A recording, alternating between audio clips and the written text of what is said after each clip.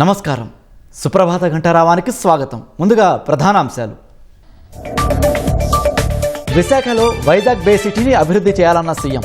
సీమను global horticulture హబ్గా తీర్చిదిద్దాలని సూచన.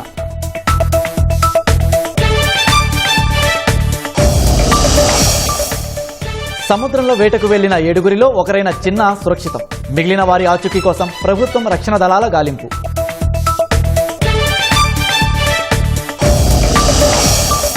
సోషల్ మీడియాలో దుష్ప్రచారం చేస్తే చర్యలు తప్పవన్న అనిత. నెట్వర్క్ ఆధారిత దర్యాప్తు చేయాలని పోలీసులకు ఆదేశం.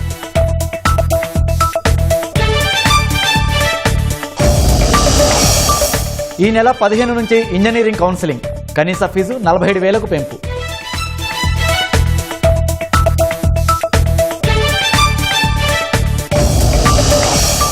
భారీ వర్షాలకు ముంబై పుణె అతలాకుతలం. వేర్వేరు ఘటనల్లో కొండ చర్యలు విరిగిపడి 4 మృతి.